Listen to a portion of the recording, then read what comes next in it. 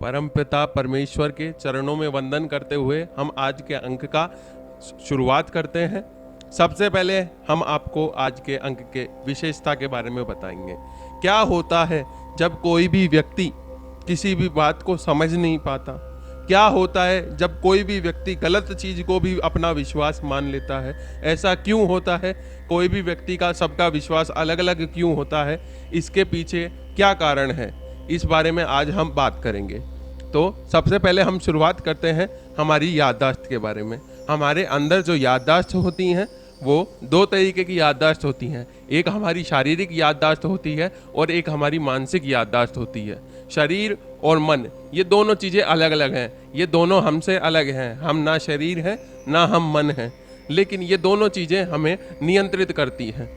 सबसे पहले अगर हम शारीरिक याददाश्त की बात करें, इंसान जब पैदा होता है तो वो पैदा होते ही चलने लगता है, उंगलियों को हिलाता है या फिर शरीर की जो भी वो हरकतें होती हैं वो बिल्कुल उसकी याददाश्त की तरह करता है। आपने कई बार देखा होगा बच्चों की कई हरकतें उनके पापा के जैसी, दादा के जैसी। तो ये हमारी शारीरिक याददाश्त है जो कई सारी पीढ़ियों से हमारे अंदर जमा है, जिसे हम चाहकर भी कभी नहीं भुला सकते। ये हमारी शारीरिक याददाश्त है। कोई भी आदमी ये शारीरिक हरकतें करना कभी नहीं भूल सकता कि उसका हाथ कैसे चलेगा, पैर कैसे चलेगा। ये चीज़ें उसे सिखाने की ज़रूरत नहीं है। आप किसी व्यक्ति को, बच्चे को पैर से चलना ना सिखाएं तो भी वो एक दिन पैर पे चलना सीख जाता है खुद ही, क्योंकि ये हमारी शारीरिक याददाश्त है जो धीरे धीरे धीरे जैसे जैसे विकसित होता है वैसे वैसे वो बिल्कुल डिप्टो काम करती है। जैसे कि बच्चा रोएगा, ये फिक्स है, हर बच्चा रोता है क्योंकि ये पीढ़ियों से चली आ रही हमारी परंपरा है।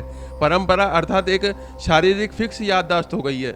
एक शारीरिक जो हरकतें हैं वो बिल्कुल फिक्स हो गई हैं, ये शारीरिक याददाश्त है। लेकिन इसी के ठीक विपरीत होती है हमारे मन की याददाश्त।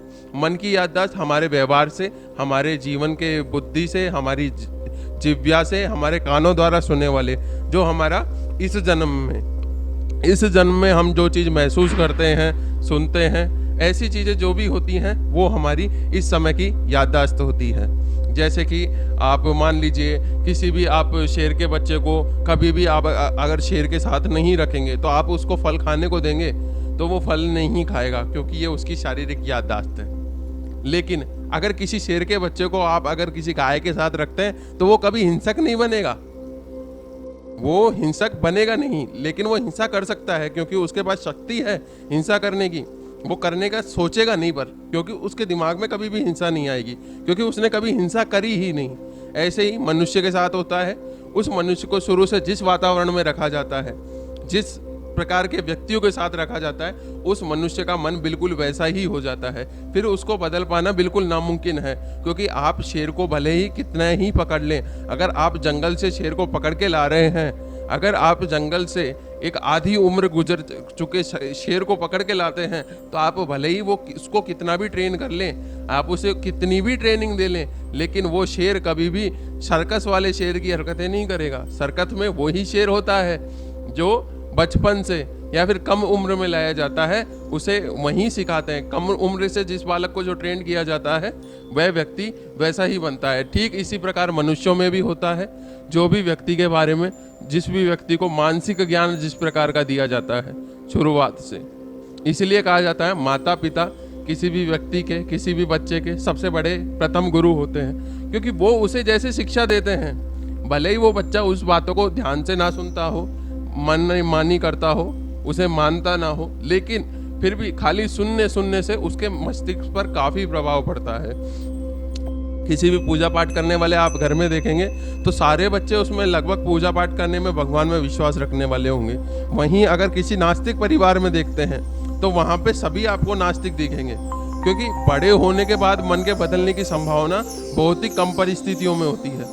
इसीलिए ज़्यादातर लोगों को मेरी बातें समझ में नहीं आती। यही रीज़न होता है कि लोग जब चाहते हैं तो वो कर नहीं पाते, क्योंकि उनको वो चीज़ गलत लगती है। उनके सही गलत जैसा इस दुनिया में कुछ भी नहीं है। एक चीज़ आपके नज़रिए से सही है, एक चीज़ दूसरे के नज़रिए से सही है। क्यों? क्योंकि आपको जो सिखाया गया है, आपके जो मन में है, आपके मन में सही की परिभाषा अलग है, लेकिन उसको जो सिखाया गया है, उसको भले ही अधर्म सिखाया गया हो, उसके हिसाब से वो अधर्म अच्छी चीज़ है, वो उसको अधर्म नहीं मानेगा, वो उसको धर्म मानेगा। यही होता है धर्म का। जो वर्तमान में धर्म के नाम पे अधर्म किए जा रहे हैं, उसके पीछे जो मुख्य कारण है वो यही कारण है कि जो आदमी की मानसिक याददाश्त जो बनाई गई है, उसे जो समझाया गया है वो उसकी समझ से बहुत ही परे होता है। उसे सिर्फ वही चीज़ें समझ में आती हैं जो उसने शुरू से जानी हैं, पढ़ी हैं। तो इसी के साथ आज का अध्याय खत्म करते हैं। अगले कल के अंक में हम आपको मानसिक याददाश्त के बारे में और भी महत्वपूर्ण रोचक बातें बताएंगे कि किस व्यक्ति ने मानसिक याददाश्त के बारे में क्या कहा, कब कहा, और कैसे हम सिद्ध करेंगे कि मानसिक याददाश्त हमारी याददाश्त कैसे नहीं है, शारीरिक याददाश्त हमारी याददाश्त से कैसे अलग है। इसी के साथ आज का अंक समाप्त करते हैं। बहुत बहुत धन्यवाद सुनने के लिए।